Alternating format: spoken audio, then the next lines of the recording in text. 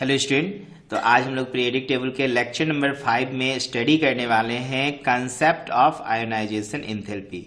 बच्चों, ये चैप्टर का सबसे इम्पोर्टेंट टॉपिक माना जाता है आयोनाइजेशन एंथैल्पी। तो चलो ध्यान से इस टॉपिक के विषय में A to Z इसके स्टोरी को समझो, ठीक है ना।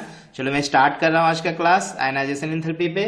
तो सबसे पहले बच्चों, आयोनाइजेशन एंथैल्पी है क्या? तो देखो, कोई एटम है जो गैसियस फेज में है और इसके जो सबसे मोस्ट लूजली इलेक्ट्रॉन होंगे उसको हटाने के लिए जो एनर्जी का रिक्वायरमेंट होता है बच्चों, ठीक है, जो एनर्जी का रिक्वायरमेंट होता है उसे हम आयोनाइजेशन एंथैल्पी कहते हैं। समझ में आया मैंने क्या बोला? कोई एटम है, ठीक है, ये एटम कैसा है? आइसोलेटेड गैसियस एटम है। इसमें से इलेक्ट्रॉन आपको निकालना है और इसके लिए जो आपको एनर्जी का रिक्वायरमेंट होगा उसको आप बोलोगे आयोनाइजेशन एंथैल्पी। देखो यहाँ पे, और कौन सा इलेक्ट्रॉन को निकालेंगे? जो सबसे लूजली पैक्ड इलेक्ट्रॉन्स होंगे इसमें। आउटरमोस्ट सेल में देखोगे जो सबसे लूजली इलेक्ट्रॉन है उसको हटाने के लिए जो एनर्जी का रिक्वायरमेंट है उसको हम लोग बोलेंगे ionisation enthalpy. Is it clear? चलिए, आयोनाइजेशन एंथैल्पी जो होता है हमें क्या आइडिया देता है? तो हमें ये आइडिया देता है कि कोई भी गैसियस एटम है जो पॉजिटिव आयन के रूप में किस प्रकार से कन्वर्ट होगा। बात समझ रहे हो ना। और आयोनाइजेशन एंथैल्पी जो हम लोग निकालते हैं ये हिट ना, ionisation enthalpy that is delta I H, ठीक। तो ये आयोनाइजेशन एंथैल्पी बच्चों हम लोग निकालते हैं इलेक्ट्रॉन पर वोल्ट में। क्या चीज में निकालते हैं? इलेक्ट्रॉन पर वोल्ट में। और एक इलेक्ट्रॉन वोल्ट पर एटम वो करीब बराबर होता है 96.49 किलो जूल पर मोल। याद रखना, एक मोल में अगर मान लो हमें इलेक्ट्रॉन निकालना है तो एक इलेक्ट्रॉन पर वोल्ट के पर एटम कितना के बराबर होगा बच्चों? 96.49 किलो जूल, ठीक है ना। समझ में आ रहा है आयोनाइजेशन एंथैल्पी क्या है? आयोनाइजेशन एंथैल्पी को किस तरीके से डिफाइन करोगे? तो बोलना the amount of energy required to remove the most loosely bonded electron from the isolated gaseous atom in ground state. Is it clear? चलो नोट कर लो जल्दी से आयोनाइजेशन एंथैल्पी का डेफिनेशन। इसके बाद हम आगे बढ़ते हैं, ठीक है। जल्दी से नोट कीजिए, कॉपी खोल के बैठिए, कॉपी कलम निकाल के बैठो, तभी इस टॉपिक में मजा आएगा, ठीक है। सबसे पहले सिंपल मैं आपको डेफिनेशन बता रहा हूं। The amount of energy required to remove the most loosely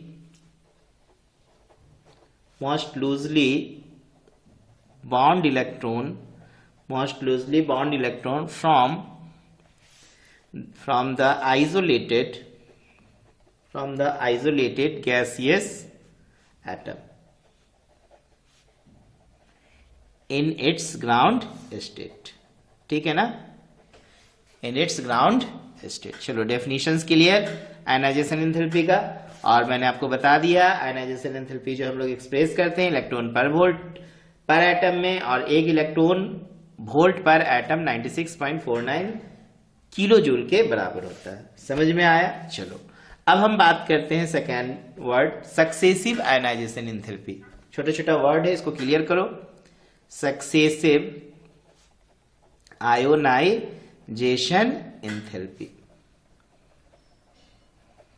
ठीक है। जैसे देखो बच्चों, अभी मैंने बोला सोडियम, ठीक। तो सोडियम अपना एक इलेक्ट्रॉन, ये किस फेज में? गैसेस फेज में बता रहे हैं। ये सब्लिमेशन एनर्जी गेन करके क्या करेगा? पहले गैसेस फेज में बनेगा। सोडियम सॉलिड स्टेट में होता है, ठीक है। इसका हम सब्लिमेट करेंगे तो सॉलिड डायरेक्टली गैसेस में बदलेगा। अब ये एक इलेक्ट्रॉन का लॉस करेगा तो ये देखो Na+ बना। तो यहाँ पे ये सक्सेसिव आयोनाइजेशन एंथैल्पी नहीं देगा, क्योंकि सोडियम जो है अपने को स्टेबल बनाने के लिए बस एक इलेक्ट्रॉन का लॉस करेगा। लेकिन अगर आप बात करो मैग्नीशियम का, तो मैग्नीशियम जो है अगर एक इलेक्ट्रॉन का लॉस करता है, ये सब गैसेस फेज में आएंगे, बता दे रहे हैं, ठीक है ना। तो जब मैग्नीशियम एक इलेक्ट्रॉन का लॉस करता है तो Mg+ बनाता है, लेकिन Mg+ अभी बहुत ज्यादा स्टेबल नहीं है। Mg+ वापस एक इलेक्ट्रॉन का लॉस करेगा तो Mg2+ बनाएगा। बात समझ रहे हो ना। तो यहाँ पे बच्चों जो आयोनाइजेशन एंथैल्पी हमें मिलेगा वो सक्सेसिव आयोनाइजेशन एंथैल्पी कहलाएगा। लेकिन सोडियम के केस में सक्सेसिव आयोनाइजेशन एंथैल्पी नहीं बनेगा, क्योंकि ये मात्र एक इलेक्ट्रॉन को लॉस करेगा। अब आप चाहो 2+ बनाना, तो ये काफी अनस्टेबल होगा बच्चों, क्योंकि Na2+ नहीं बनना चाहेगा। बात समझ रहे हो ना? और अगर आप बनाओगे तो इतनी ज्यादा एनर्जी लगेगी जिसका कोई कहनाम नहीं। ठीक है, तो सक्सेसिव आयनाइजेशन एंथैल्पी के लिए भी हम लोग का कॉन्सेप्ट यहाँ पे आने वाला है। जैसे मान लो अगर हम बात करते हैं एल्युमिनियम, तो एल्युमिनियम 3 इलेक्ट्रॉन लॉस करके अपनी स्टेबिलिटी को गेन करना चाहता है, तो ये देखो Al+ बनता है। वापस Al+ जो है फिर से एक इलेक्ट्रॉन का लॉस करके Al2+ बना। Al2+ फिर से एक इलेक्ट्रॉन का लॉस करके क्या बना बच्चों?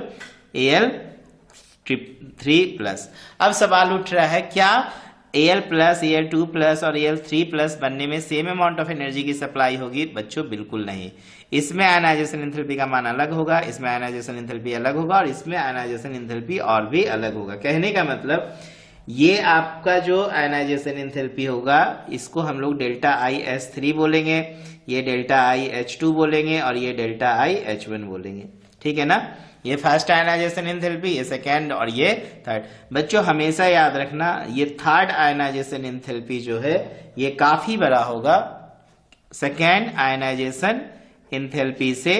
ठीक है, और ये बड़ा होगा फर्स्ट आयनाइजेशन एंथैल्पी से। ठीक है ना? इसको हम लोग आयनाइजेशन एंथैल्पी को ΔIH से रिप्रेजेंट कर रहे हैं। समझ में आया ना? उसी तरह अगर हम बात करें मैग्नीशियम में, तो मैग्नीशियम में देखो ये ΔIH1 और ये ΔIH2, यहाँ पे भी जो होगा ΔIH2 जो होगा बच्चों वो बड़ा हो जाएगा। ये ΔIH2 बड़ा होगा किससे? ΔIH1 से। तो सक्सेसिव आयनाइजेशन एंथैल्पी में समझ में आ रहा है ना क्या, कि जो जितना ज्यादा आप इलेक्ट्रॉन निकालोगे उतना ज्यादा हमें अमाउंट ऑफ एनर्जी क्या करना पड़ेगा? सप्लाई करना पड़ेगा। समझ में आ रहा है ना? पक्का?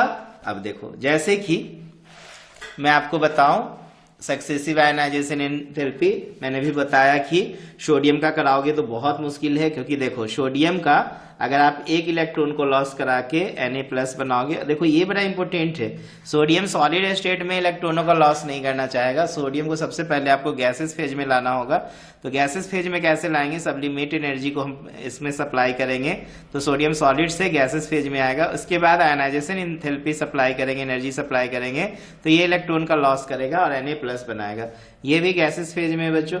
अगर मान लो इसके लिए एनर्जी जो है ΔIH1 सपोज ये 495 किलो जूल पर मोल है।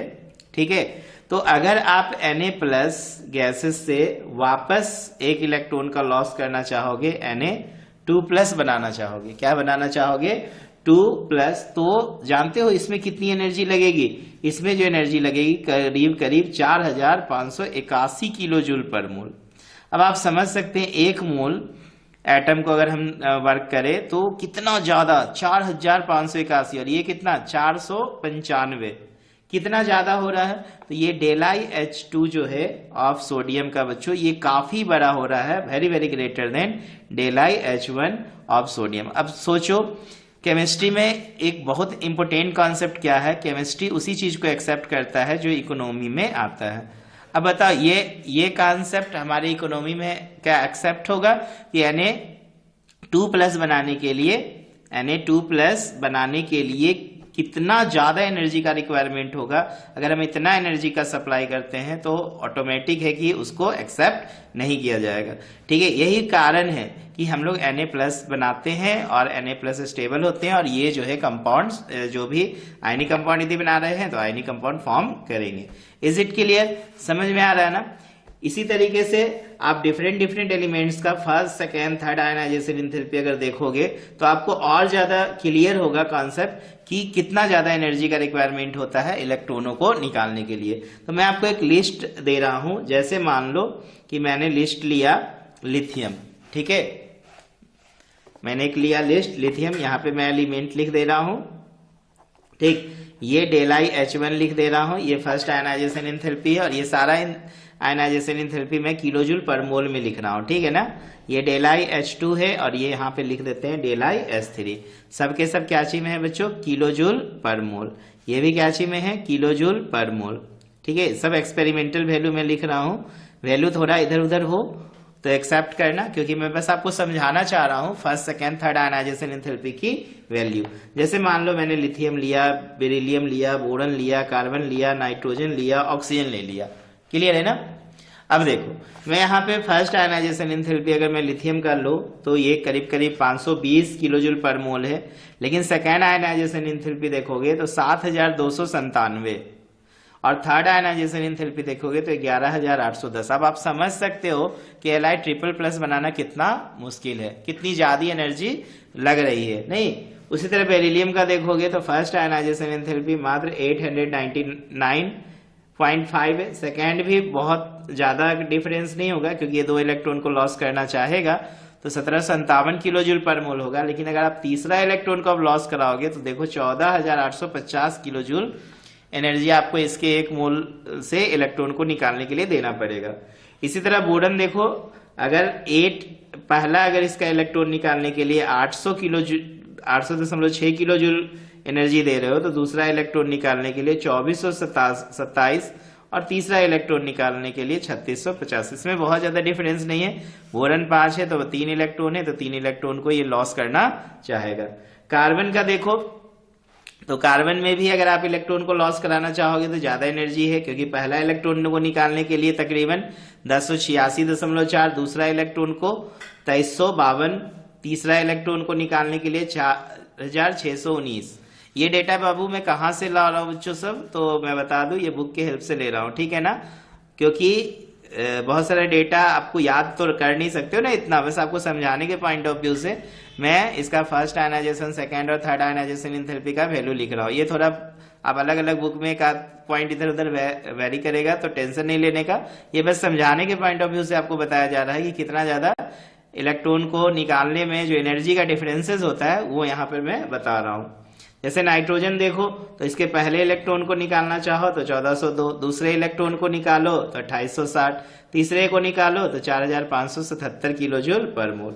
उसी तरह ऑक्सीजन का देखो 1314, सेकेंड इलेक्ट्रॉन निकालने के लिए 3389, ये देखो 5301। अब इससे आपको आइडिया मिल गया कि इलेक्ट्रॉन को निकालने के लिए हमें एनर्जी सप्लाई करना पड़ेगा। तो इसमें एक चीज आपको दिख रहा होगा कि ये जो इलेक्ट्रोपॉजिटिव कैरेक्टर वाले जो एलिमेंट्स हैं ये लोग में देखो कितना ज्यादा एनर्जी का रिक्वायरमेंट हो जा रहा है। एक तो ये इलेक्ट्रॉन, पहला इलेक्ट्रॉन चलो निकाल लिया, लेकिन दूसरा ये चाहते नहीं और आप इसके इलेक्ट्रॉन को निकालना चाह रहे हैं, आपको बहुत ज्यादा एनर्जी देना पड़ेगा तब जाके लिथियम अपना दूसरा इलेक्ट्रॉन को निकालेगा। और तीसरा में तो देखो कहाँ 520 किलो जूल एनर्जी देके इसके एक मोल में इलेक्ट्रॉन निकाल ले रहे थे, और यहाँ पे अगर देखो तीसरा इलेक्ट्रॉन निकालने के लिए तकरीबन 11810, बहुत ज्यादा डिफरेंस है। अब इतना तो समझ में आ गया होगा आपको सक्सेसिव आयनाइजेशन एंथैल्पी कि जितना ज्यादा इलेक्ट्रॉन को हम निकालेंगे उतना ज्यादा हमें एनर्जी का रिक्वायरमेंट होगा।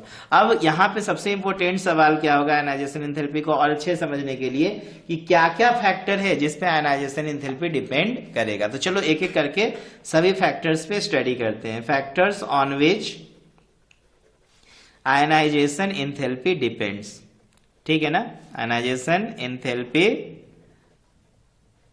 डिपेंड्स। देखो बच्चों मैं यहाँ पे फैक्टर मेंशन कर रहा हूं, ये क्वेश्चन आते भी एग्जाम में, ध्यान देना। तो सबसे पहला size of the atom, size of the atom. पहले फैक्टर्स को लिख डालो, उसके बाद एक एक करके इसका स्टडी आउट किया जाएगा। नहीं, सेकेंड याद रखना magnitude of nuclear charge, nuclear charge, ठीक है ना? पहला हो गया साइज ऑफ एटम, दूसरा हो गया मैग्नीट्यूड ऑफ न्यूक्लियर चार्ज, तीसरा स्क्रीनिंग इफेक्ट। पिछले लेक्चर में मैंने डिस्कस किया था स्क्रीनिंग इफेक्ट के बारे में, ठीक है ना, कि इनर सेल जो है आउटर सेल के इलेक्ट्रॉन को क्या करते हैं, प्रोटेक्ट करते हैं of the screening effect of the electrons, ठीक है ना? इसके बाद चौथा जो आएगा बच्चों पेनिट्रेशन इफेक्ट। क्या आएगा? पेनिट्रेशन इफेक्ट, ठीक है, ऑफ द इलेक्ट्रॉन। और लास्ट इलेक्ट्रॉनिक कॉन्फ़िगरेशन, क्योंकि maximum time exceptional electronic configuration की वजह से ऑर्डर में कुछ चेंजिंग आ जाती है, तो हम लोग उसको स्टडी करेंगे। ये 5 चीज है बच्चे जिस पे आयनाइजेशन एंथैल्पी क्या करेगा, डिपेंड करेगा। याद कर लो साइज ऑफ एटम, दूसरा याद कर लो मैग्नीट्यूड ऑफ न्यूक्लियर चार्ज, तीसरा याद कर लो स्क्रीनिंग इफेक्ट, चौथा पेनिट्रेशन इफेक्ट और पांचवा इलेक्ट्रॉनिक कॉन्फ़िगरेशन। चलो एक एक करके समझते हैं सारे फैक्टर्स को। ओके देखो बाबू, जैसे कि पहला मैंने बताया size of the atom, size of the atom. देखो बच्चों आयनाइजेशन एंथैल्पी जो है साइज ऑफ एटम का इनवर्सली प्रोपोर्शनल होता है, ठीक है ना। आयनाइजेशन एंथैल्पी जो है बच्चों साइज ऑफ एटम का इनवर्सली प्रोपोर्शनल होता है, ठीक। एटम की साइज जितनी छोटी होगी आयनाइजेशन एंथैल्पी का मान उतना ज्यादा होगा, ठीक है, याद रखना। और साइज ऑफ एटम जितना बड़ा होगा आयनाइजेशन एंथैल्पी का मान उतना कम होगा। अब ऐसा क्यों? तो देखो बच्चों ये जो न्यूक्लियस है, अब देखो न्यूक्लियस का इलेक्ट्रॉन पे पकड़ अगर बहुत ज्यादा होगा, बात को समझना, बहुत ज्यादा होगा तो न्यूक्लियस की तरफ क्या होगा, इलेक्ट्रॉन खींचे तो चले आएंगे। अब एटम का साइज छोटा है तो देखो एटम का साइज छोटा होने का मतलब क्या, न्यूक्लियस का पकड़ है किस पर, इलेक्ट्रॉनों पे। अब इलेक्ट्रॉन को निकालना मुश्किल है तो स्वाभाविक है आयनाइजेशन एंथैल्पी क्या होगा, ज्यादा होगा। अगर एटम का साइज छोटा होगा, एटम का साइज छोटा है इसका मतलब एटम न्यूक्लियस का पकड़ इलेक्ट्रॉन पे ज्यादा, इलेक्ट्रॉन का न्यूक्लियस का इलेक्ट्रॉन पे पकड़ ज्यादा, तो आयनाइजेशन एंथैल्पी ऑटोमेटिक बड़ा हो जाएगा।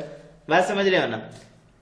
तो आयनाइजेशन यही एटम का साइज यदि बड़ा कर दो तो आयनाइजेशन एंथैल्पी क्या हो जाएगा, छोटा हो जाएगा। तो एकदम दिमाग में बैठा लो ये चीज, ये बड़ा इंपॉर्टेंट है क्योंकि जितना ज्यादा न्यूक्लियर का पावर बढ़ेगा उतना ज्यादा आयनाइजेशन एंथैल्पी का मान होगा, और न्यूक्लियर का पावर बढ़ेगा तो एटम की साइज छोटी होगी। सेकेंड याद रखना आयनाइजेशन एंथैल्पी न्यूक्लियर चार्ज पे डायरेक्टली, अब स्वाभाविक है साइज ऑफ एटम तो समझ में आ गया कि आप एटम का साइज बड़ा होगा तो आयनाइजेशन एंथैल्पी कम, एटम का साइज छोटा होगा तो आयनाइजेशन एंथैल्पी ज्यादा। उसी तरह अब इसमें मैंने आपको न्यूक्लियर चार्ज भी कहानी बता दिया, तो ये भी सेकेंड याद रखना कि आयनाइजेशन एंथैल्पी न्यूक्लियर चार्ज का डायरेक्टली प्रोपोर्शनल होगा, ठीक है ना।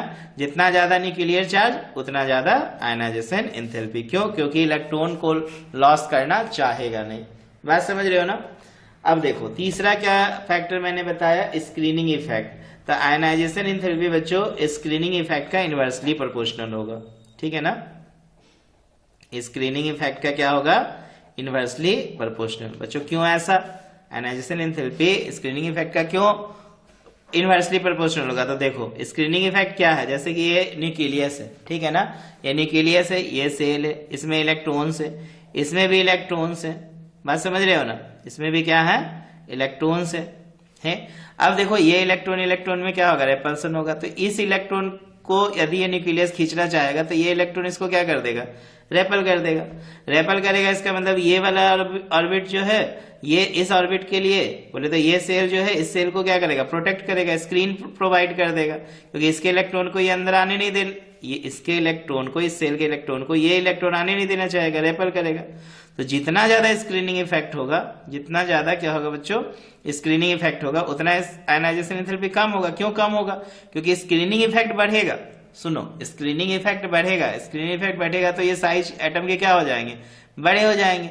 दूसरा, इस न्यूक्लियस का जो पावर है वो कम हो जाएगा। देखो न्यूक्लियर चार्ज भी कमा, एटम का साइज भी बढ़ा, तो आयनाइजेशन एंथैल्पी क्या हो जाएगा, घट जाएगा। क्योंकि यहाँ पे देखो स्क्रीनिंग इफेक्ट की वजह से एटम का साइज बढ़ रहा है, तो आयनाइजेशन एंथैल्पी क्या होगा, कमेगा। एकदम याद रखो इस चीज को, क्लियर है ना। इसके बाद हम लोग बात करते हैं चौथा, पेनिट्रेशन इफेक्ट। चौथा देखो पेनिट्रेशन इफेक्ट्स। ये क्या है बच्चों? तो देखो यहां पे हम लोग को देखना है पेनिट्रेशन इफेक्ट में कि पेनिट्रेशन पावर ना डिक्रीज करता है। जैसे कि मान लो, कैसे इसको बताऊं, सबसे पहले ये जानो पेनिट्रेशन इफेक्ट सबसे ज्यादा एस में होगा, उससे कम पी में होगा, उससे कम डी में होगा, और उससे कम किस में होगा, एफ में होगा, ठीक है। पेनिट्रेशन पावर डिक्रीज करेगा किसी भी पर्टिकुलर सेल में यदि एन का मान सेम हो, तो उस स्थिति में एस का पेनिट्रेशन इफेक्ट सबसे ज्यादा होगा, उससे कम पी का होगा, उससे कम डी का होगा, उससे कम एफ का होगा। क्लियर है ना। अब देखो इस चीज को समझाते हैं पहले। देखो मल्टी इलेक्ट्रॉन एटम में क्या होता है कि जो इलेक्ट्रॉन एस ऑर्बिटल में मौजूद होता है ठीक है, वो s ऑर्बिटल के इलेक्ट्रॉन की ज्यादा प्रोबेबिलिटीज होती है न्यूक्लियस के करीब होने का। ठीक है, तो जितना ज्यादा न्यूक्लियस के करीब होगा, ठीक, जितना ज्यादा न्यूक्लियस के करीब होगा उतना क्या होगा, इस पे पकड़ मजबूत हो जाएगा न्यूक्लियस का।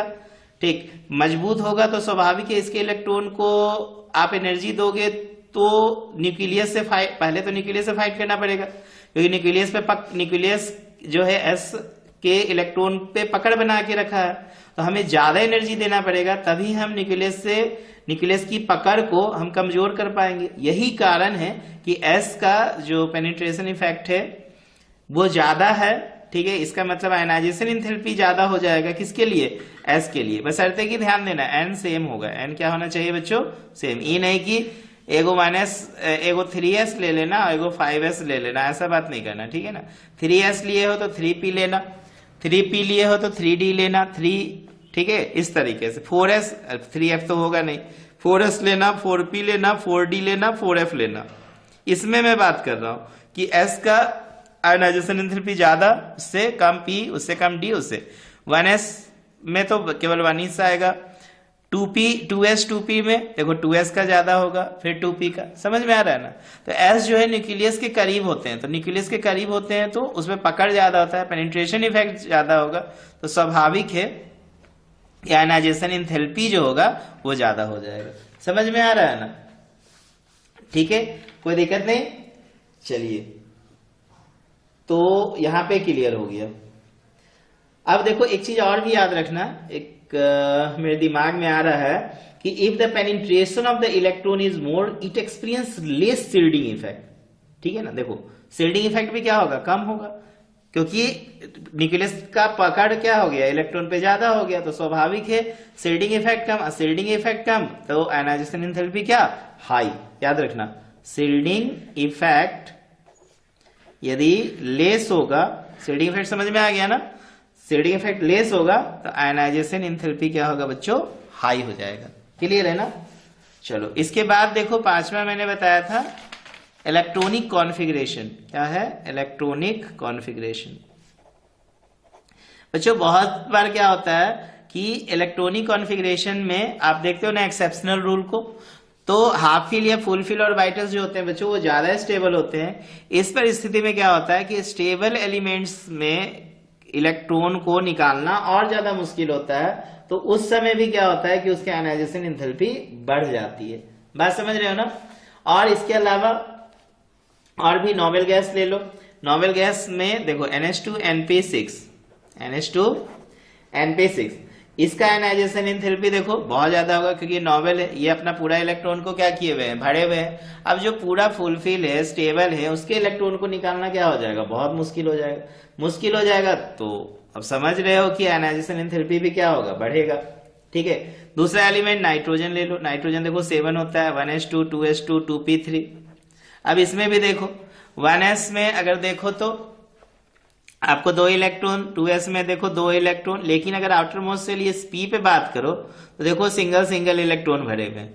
अब सिंगल इलेक्ट्रॉन को निकालना भी देखो बहुत अब ये तो खुद स्टेबल है, हाफ फिल है, स्टेबल है, तो नाइट्रोजन क्या हो गया, ज्यादा स्टेबल। ठीक, अच्छा, अब नाइट्रोजन को ज्यादा स्टेबल आप करोगे किससे, कंपैरिजन करना पड़ेगा, ऑक्सीजन से कर लो। ऑक्सीजन का अगर आप देखो तो इसमें ऑक्सीजन में कितने होते हैं, 8 होते हैं, तो 1s2 2s2 2p4 हो जाएगा। अगर हम बात करें नाइट्रोजन और ऑक्सीजन में, तो देखो ऑक्सीजन के ये दो, इसमें तो डिस्कशन ही नहीं होगा, इसमें डिस्कशन होगा, तो 1 2 3, अब देखो यहाँ पे 4, ये पेयर्ड हो गए। ये ज्यादा स्टेबल है इसके कंपैरिजन में, तो स्वाभाविक है इसके इलेक्ट्रॉन को निकालना इससे क्या हो जाता है, मुश्किल हो जाता है। बात समझ रहे हो ना, इसके इलेक्ट्रॉन को निकालना इससे मुश्किल हो जाता है। तो देखो मैंने यहाँ पे लिखा था नाइट्रोजन का फर्स्ट इलेक्ट्रॉन को निकालने के लिए देखो 1402 किलो जूल एनर्जी का रिक्वायरमेंट होता है, जबकि ऑक्सीजन के पहले इलेक्ट्रॉन को निकालने के लिए 1314। तो देखो नाइट्रोजन में ज्यादा इलेक्ट्रॉन लगा, इसका मतलब क्या हुआ, यहाँ पे कुछ कहानी बना ना कि नाइट्रोजन जो है इसके जो आउटर मोस्ट इलेक्ट्रॉन है वो हाफ फिल है, तो ज्यादा स्टेबल हो गया। तो ज्यादा स्टेबल होने की वजह से क्या हुआ कि इसके पास ज्यादा एनर्जी का रिक्वायरमेंट होगा, ठीक है, इलेक्ट्रॉन को हटाने के लिए। क्लियर हो रहा है ना। हाँ, तो ये चीज को समझना।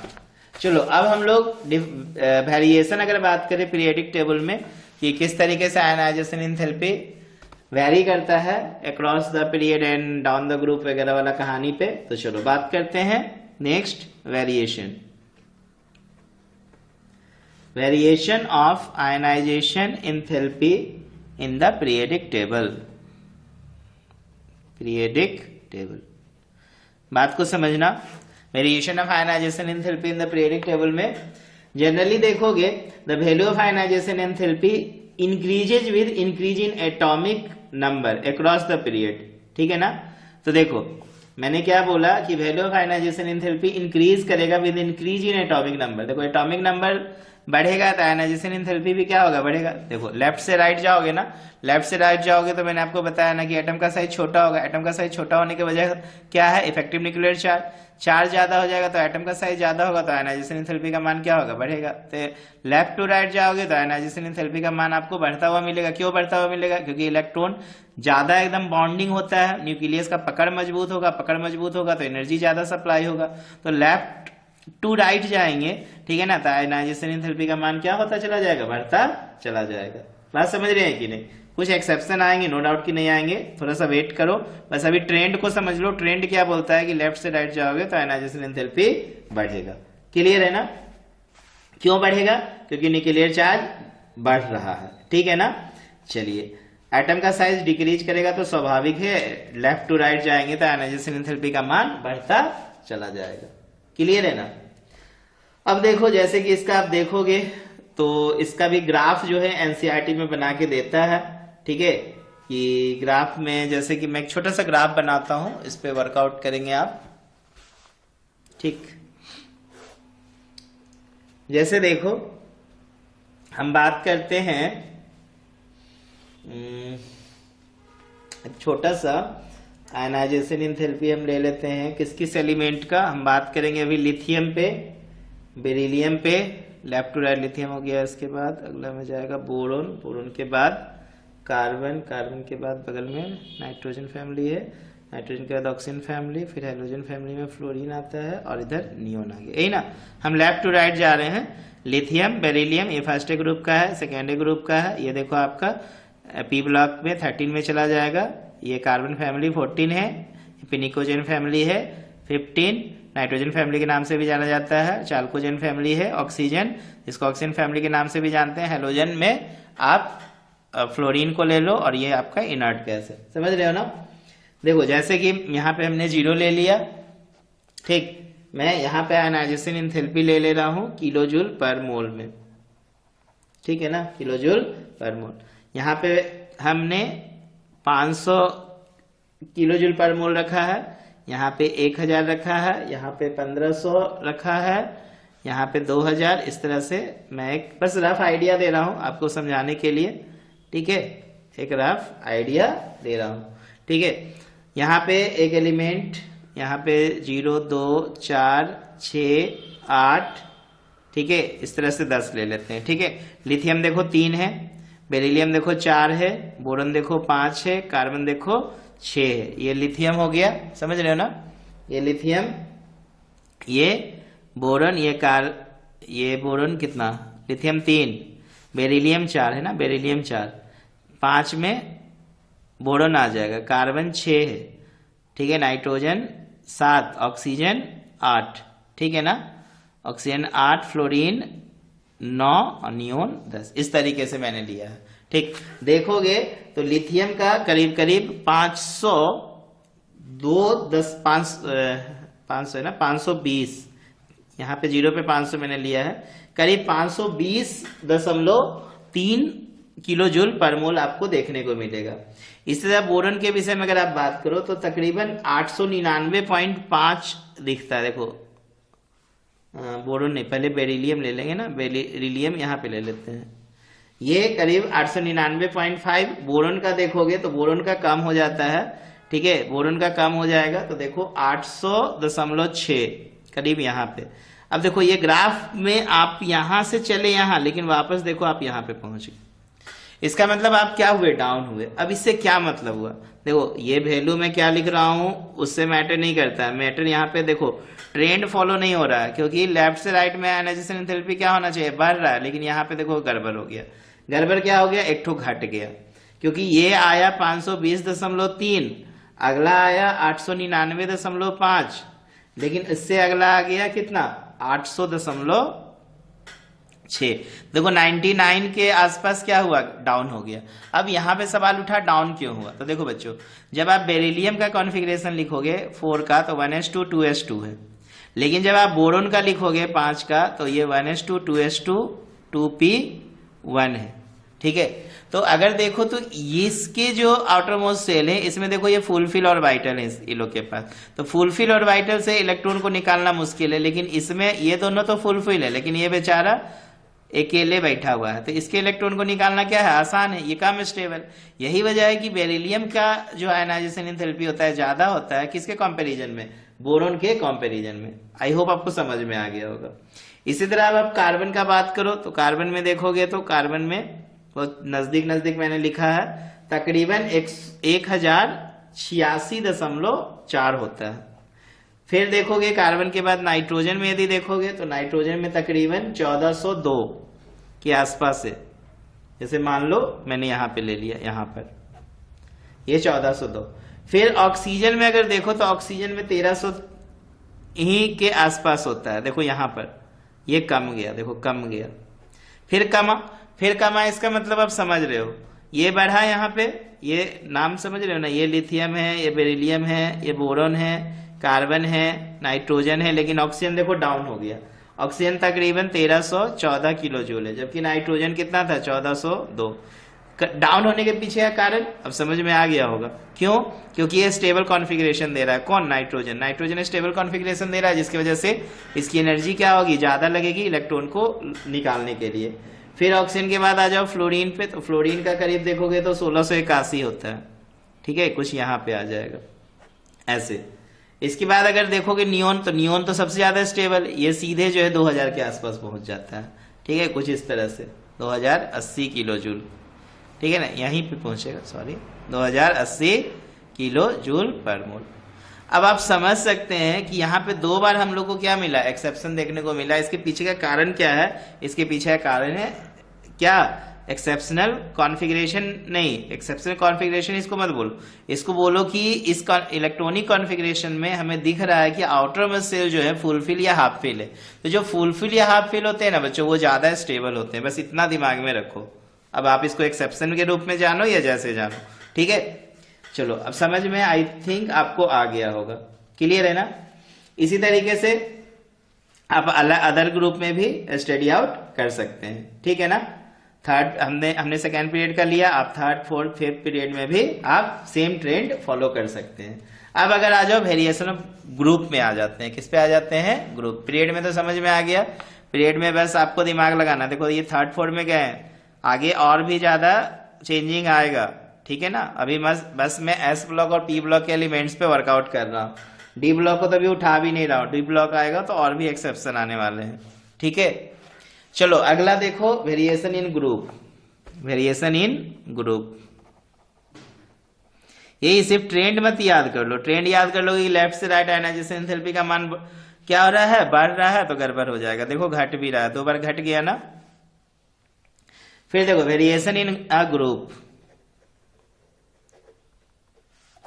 अब वेरिएशन इन ग्रुप में याद रखोगे, value of ionization enthalpy element decreases regularly with increase in atomic number within the group, बस याद रखने का।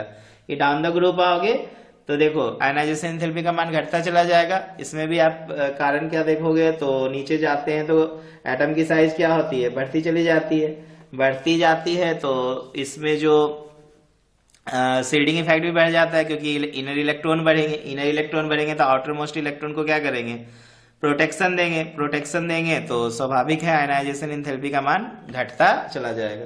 तो डाउन द ग्रुप जो होगा बच्चों, आयनाइजेशन एंथैल्पी का मान क्या होगा, घटेगा, डिक्रीज करेगा, ठीक है ना। जैसे अगर बात करूं मैं लिथियम का, ठीक है, तो लिथियम में करीब 520.3 किलो जूल पर मोल होता है। सोडियम में बात करूं तो 495.5 किलो जूल होता है। लिथियम सोडियम के बाद नीचे कौन आ जाता है? पोटासियम।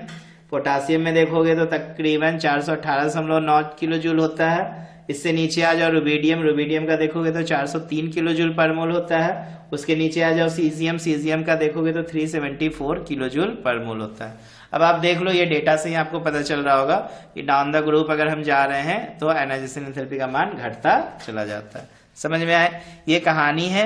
अब हम लोग डिस्कस कर लेते हैं थोड़ा सा कुछ इंपोर्टेंट क्वेश्चन जो हम लोगों से बराबर पूछा जाता है एग्जाम में। तो 2-4 सवाल देखते हैं और ये सवाल आपको एग्जाम में हेल्प भी करेंगे। ठीक है, चलो पहला सवाल बहुत भी आई, एकदम वेरी वेरी इंपॉर्टेंट सवाल सब देख रहे हैं। ठीक है, सबसे पहले मैं आपको पहला सवाल दे रहा हूं, फ्लोरीन, ऑक्सीजन, नाइट्रोजन। आपको बस बताना है कि फ्लोरीन, ऑक्सीजन, नाइट्रोजन में किसकी आयनाइजेशन एंथैल्पी की मान सबसे ज्यादा होगी। ठीक है ना? तो देखो फ्लोरीन, ऑक्सीजन और नाइट्रोजन में बताओ किसके आयनाइजेशन एंथैल्पी का मान ज्यादा होगा। तो बच्चों इसमें सबसे ज्यादा फ्लोरीन का होगा। किसका होगा? फ्लोरीन। देखो साइज छोटा है, साइज छोटा है, न्यूक्लियर चार्ज बहुत ज्यादा इस पर होगा, तो फ्लोरीन के पास हाईएस्ट आयनाइजेशन एंथैल्पी होगा इन सभी में। ठीक है ना? क्योंकि इसका स्मॉल चार्ज है और स्मॉल चार्ज होने की वजह से इसमें बहुत ज्यादा न्यूक्लियर के पास पावर हो जाता है, तो इलेक्ट्रॉन को हटाना मुश्किल होता है। उसके बाद समझ रहे हो ना, नाइट्रोजन पे जाएंगे फिर ऑक्सीजन पे। क्यों? क्योंकि नाइट्रोजन देता है बढ़िया कॉन्फ़िगरेशन, हाफ फिल वाला कॉन्फ़िगरेशन, और ऑक्सीजन के कंपैरिजन में तो अभी हमने देखा भी था नाइट्रोजन के पास ज्यादा एनर्जी का रिक्वायरमेंट है इलेक्ट्रॉन को निकालने का और ऑक्सीजन को उससे कम। तो ऑर्डर अगर देखोगे तो FNO इस तरह से ऑर्डर बनेगा। नहीं, दूसरा सवाल है मैग्नीशियम, फास्फोरस और आर्गन। तो इसमें तो देख के ही बता देना कि आर्गन जो है नोबेल गैस है, तो नोबेल गैस है तो इसका आयनाइजेशन एंथैल्पी तो सबसे ज्यादा होगा। क्लियर है ना? तीसरा सवाल अगर मैं पूछूं बोरोन, एल्युमिनियम, गैलियम, इसमें बताओगे कौन ज्यादा जो है, किसका ज्यादा आयनाइजेशन एंथैल्पी का मान होगा इलेक्ट्रॉन को निकालने के लिए। ठीक है, तो बच्चों इसमें बोरोन होगा। ठीक है ना? बोरोन का लार्जेस्ट आयनाइजेशन एंथैल्पी होगा, क्योंकि आपने जस्ट अभी देखा डाउन द ग्रुप क्या होता है कि आयनाइजेशन एंथैल्पी का मान घटता चला जाता है। तो बोरोन से आप नीचे आओगे तो आपको ये सब मिलेगा। तो फर्स्ट एलिमेंट 13 ग्रुप का कौन हो जाता है? बोरोन। इसलिए आपका ये आयनाइजेशन एंथैल्पी का मान इसमें सबसे ज्यादा होगा। तो चलो ये सवाल समझ में आ गया ना? चलो अगला सवाल, अगला इंपोर्टेंट सवाल है कि Na+ और नियोन। ठीक है ना? Na+ और नियोन। अब आपको बताना है इसमें किसके आयनाइजेशन एंथैल्पी का मान ज्यादा होगा। अब आपको कंफ्यूजन हो रहा होगा, अरे ये तो नियोन इनर्ट गैस है तो स्वाभाविक इसकी ज्यादा होनी चाहिए, लेकिन नहीं, ऐसी बातें नहीं है। Na+ का आयनाइजेशन एंथैल्पी का मान बच्चों नियोन से ज्यादा होता है। ठीक है ना? Na+ का आयनाइजेशन एंथैल्पी का मान नियोन से क्या होगा? ज्यादा होगा। दोनों तो आइसो इलेक्ट्रॉनिक स्पेसीज हैं। देखो इसके पास भी 10 इलेक्ट्रॉन, इसके पास भी क्या है? 10 इलेक्ट्रॉन। लेकिन न्यूक्लियर चार्ज जो होता है बच्चों Na+ पे ज्यादा होता है किसके कंपैरिजन में? नियोन के कंपैरिजन, क्योंकि इसके पास 11 प्रोटॉन है, इसके पास देखो 10 प्रोटॉन है। तो पकड़ ज्यादा किसका होगा? स्वाभाविक है सोडियम के प्रोटॉन जो होंगे इसके इलेक्ट्रॉन को तेजी से अपनी तरफ खींचना स्टार्ट करेंगे। तो ये नियोन को केवल देख के मत बता देना कि ये इनर्ट है, इसका आयनाइजेशन एंथैल्पी ज्यादा होगा। मैक्सिमम टाइम बच्चे गलती करते हैं यहाँ पे। तो आपको करना क्या है? सोडियम का कहानी बताना है कि Na+ जो है, Na+ ग्रेटर है Ne से। क्या ठीक है केस में? तो आयनाइजेशन एंथैल्पी केस में इन्हें कि सोडियम को नियोन से मत कंपैरिजन कर देना। सोडियम को नियोन से करोगे तो नियोन का आयनाइजेशन एंथैल्पी ज्यादा है किससे? सोडियम से। ये सब छोटी छोटी चीजों को ध्यान देना। क्लियर है ना? चलिए इसके बाद देखो एक सवाल और भी लेते हैं, जैसे कौन सा एलिमेंट है जिसका सबसे ज्यादा आयनाइजेशन एंथैल्पी है? Which element? चलो बताओ जल्दी से, वो कौन से एलिमेंट्स हैं? कमेंट करो जल्दी, जिसका आयनाइजेशन एंथैल्पी का मान सबसे ज्यादा है। ठीक है ना? तो बच्चों याद रखना हीलियम। हीलियम एक ऐसा एलिमेंट जो सबसे छोटा साइज में हाईली स्टेबल है, तो इसकी आयनाइजेशन एंथैल्पी की मान सबसे ज्यादा होगा। ठीक है ना? अगला सवाल कि डिफरेंट अल्कली मेटल जो फर्स्ट ग्रुप के आप को जो एल्केलीज मेटल होते हैं, ठीक है, lithium, sodium, potassium, rubidium, caesium, ये सब, इसमें सबसे ज्यादा जो है आयनाइजेशन एंथैल्पी का मान किसका होगा? तो अभी आपने जस्ट पढ़ा था down the group ionization enthalpy का मान घटता है, तो सबसे टॉप पे लिथियम है, तो स्वाभाविक है लिथियम का आयनाइजेशन एंथैल्पी का मान सबसे ज्यादा होगा। क्लियर है ना? चलो अब आपको ऑर्डर में जल्दी जल्दी बताना है कि किसका आयनाइजेशन एंथैल्पी का मान ज्यादा होगा। ऑक्सीजन, नाइट्रोजन, सल्फर, जल्दी से बताओ किसका ज्यादा होगा आयनाइजेशन एंथैल्पी का मान? तो स्वाभाविक है नाइट्रोजन। अभी इसमें अभी हमने देखा था नाइट्रोजन ऑक्सीजन में कि नाइट्रोजन का सबसे ज्यादा होता है, फिर ऑक्सीजन का, फिर सल्फर का, याद रखना। दूसरा बताओ कार्बन, नाइट्रोजन और ऑक्सीजन में किसके आयनाइजेशन एंथैल्पी? फिर से नाइट्रोजन का ज्यादा होगा, किससे? ऑक्सीजन से, और ऑक्सीजन का ज्यादा होगा कार्बन से। ठीक है ना? याद करते जाओ ये सब। चलो लिथियम, बेरिलियम और सोडियम, बताओ इसमें किसका ज्यादा होगा? तो बेरिलियम देखो था ना फुलफिल वाला 1:2:2 आया था, तो बेरिलियम का ज्यादा होगा, बेरिलियम से सबसे ज्यादा होगा ना। उसके बाद फिर लिथियम ले लो, और लिथियम के बाद सोडियम ले लो। ठीक है ना? समझ में आ रहा है ना? अब देखो नियोन, हीलियम और आर्गन, अब इसमें बताओ, ये तो तीनों के तीनों इनर्ट है, इसमें सबसे ज्यादा तो छोटा कौन है? देखो हीलियम सबसे छोटा है, तो हीलियम का सबसे ज्यादा होगा, उसके बाद नियोन का, उसके बाद आर्गन। डाउन द ग्रुप देखो आयनाइजेशन एंथैल्पी का मान घटता चला जाता है। समझ में आ रहा है ना? चलो इसके बाद देखो अगला, जैसे मान लो मैं बात करूं लिथियम और पोटासियम, कैल्शियम, स्ट्रांसियम और क्रिप्टन, देखो down the group ionization enthalpy का मान घटता चला जाएगा। तो सबसे सॉरी यहाँ पे लिथियम, पोटासियम, कैल्शियम, सल्फर और मैंने क्या लिखा है क्रिप्टन, किसका आयनाइजेशन एंथैल्पी का मान सबसे ज्यादा होगा? ठीक है 36, सल्फर, लिथियम, बताओ किसका सबसे ज्यादा होगा? लिथियम। चलिए ये क्वेश्चन आपके लिए छोड़ दे, पक्का? चलो एक ऑर्डर देना, एक तुम लोग के लिए सवाल कि इसमें बताना है आपको किसका आयनाइजेशन एंथैल्पी, इतना जो भी अभी मैंने आपको कॉन्सेप्ट बताया है उसके आधार पर लिथियम, पोटासियम, कैल्शियम, सल्फर और क्रिप्टन, इसमें आपको बताना है। ठीक है, दो ऑर्डर में लिख रहा हूं। ठीक है, एक में लिख रहा हूं krypton is greater than sulphur is greater than calcium is greater than lithium is greater than potassium, पहला। दूसरा order potassium greater than lithium greater than calcium greater than sulphur greater than krypton. चलो option A, option B आपको बताना है। मैंने आपको order दे दिया दो, आपको बताना है ए करेक्ट है कि बी करेक्ट है। चलिए ये आपका जवाब आना चाहिए। ठीक है, चलो अगला सवाल। ठीक है, मैंने हिंट्स दे दिया थोड़ा सा। चलो अब देखो यहाँ पे सोडियम को ले लेते हैं और मैग्नीशियम को लेते हैं। Sodium atomic number 11, magnesium atomic number कितना है? 12। अब आपको बताना है किसकी आयनाइजेशन एंथैल्पी ज्यादा होगी, सोडियम की कि मैग्नीशियम की। ठीक है, तो देखो आपको लग रहा होगा कि मैग्नीशियम की आयनाइजेशन एंथैल्पी ज्यादा है, नहीं सोडियम की ज्यादा है आयनाइजेशन एंथैल्पी। क्यों ज्यादा है? क्योंकि देखो इसमें क्या है ना कि अगर हम इसका कॉन्फ़िगरेशन खींचते हैं तो 1s2 2s2 2p6 6 2 8 तो 10 3s कितना हो गया? 1s2 2s2 2p6 3s1 हो गया। और मैग्नीशियम में देखो क्या होगा? 1s2 2s2 2p6 3s2। Clear है ना? तो देखो इसमें क्या होगा कि सोडियम में क्या होगा कि सेकेंड इलेक्ट्रॉन जो है हमें कहां से निकालना पड़ेगा? देखो पहला तो इलेक्ट्रॉन 3s में निकल गया, अब सेकेंड के लिए इसमें आना पड़ेगा। अब इसमें आएंगे तो बहुत ज्यादा एनर्जी का रिक्वायरमेंट होगा, क्योंकि पी की पकड़ यहाँ पे ज्यादा होगा, न्यूक्लियस इसको पकड़ के रखेगा। लेकिन इसमें दोनों इलेक्ट्रॉन कहां से निकालना पड़ेगा? आउटर मोस्ट से।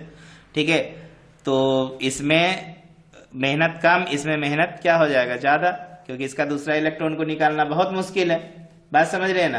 क्योंकि हम यहाँ पे बोल रहे हैं आयनाइजेशन एंथैल्पी, तो आयनाइजेशन एंथैल्पी का मतलब ये समझना कि Na2+ के विषय में बात कर रहे हैं, और यहाँ पे Mg2+। मैंने क्वेश्चन क्लियर नहीं किया। क्वेश्चन ये था हमारा कि Na में और मैग्नीशियम में सेकेंड आयनाइजेशन एंथैल्पी का मान किसका ज्यादा होगा? तो सोडियम का, Na2+ बोले तो सोडियम का। लेकिन यदि मैं बात करूं Na और मैग्नीशियम में सिर्फ किसके आयनाइजेशन एंथैल्पी की मान जो होगी ज्यादा होगी, तो इसमें भी आपको कमेंट करना है। मैंने आपसे पूछा सेकेंड आयनाइजेशन एंथैल्पी, सोडियम की ज्यादा होगी मैग्नीशियम से। फर्स्ट आयनाइजेशन एंथैल्पी आपको बताना है मैग्नीशियम का ज्यादा होगा कि सोडियम का ज्यादा होगा। ठीक है ना। चलो कुछ कुछ क्वेश्चन अब आपको कंफ्यूजन के लिए मैं दे रहा हूं। ठीक है, समझ में आया? एक आंसर मैंने आपको बता दिया। ओके, चलो आसान आसान सवाल दे रहे हैं। अब बताओ बेरिलियम और बोरॉन में फिर से अगर पूछा जाएगा तो किसके आयनाइजेशन एंथैल्पी ज्यादा है, तो इस तरह के सवाल जो है बराबर आपसे पूछा जाएगा। ठीक है, तो बेरिलियम और बोरॉन, ठीक है, बेरिलियम का ionization enthalpy, first ionization enthalpy ज्यादा होता है किसके कंपैरिजन में? बोरोन के कंपैरिजन में। लेकिन अगर हम बात करें सेकेंड आयनाइजेशन एंथैल्पी, तो देखो वहां पे आपको अगर स्टेबल कॉन्फ़िगरेशन दे रहा है तो सेकेंड वाला में कहानी चेंज हो जाता है। तो स्टेबल कॉन्फ़िगरेशन के चक्कर में बहुत बार क्या होता है कि ऑर्डर आपका गड़बड़ होता है। ठीक है, समझ में आ रहा है ना? तो आई होप आपको अच्छे से क्लियर हुआ होगा आयनाइजेशन एंथैल्पी का कहानी। और डिटेल नॉलेज के लिए आप कमेंट करो। मैं आपको वीडियो जो है बहुत छोटे छोटे वीडियो बना के रखा हूँ, उस पर मैं आपको शेयर कर दूंगा। ठीक है ना। चलो कमेंट करना कैसा लगा आपको आयनाइजेशन एंथैल्पी का कहानी। तो चलो आज के लिए इतना ही।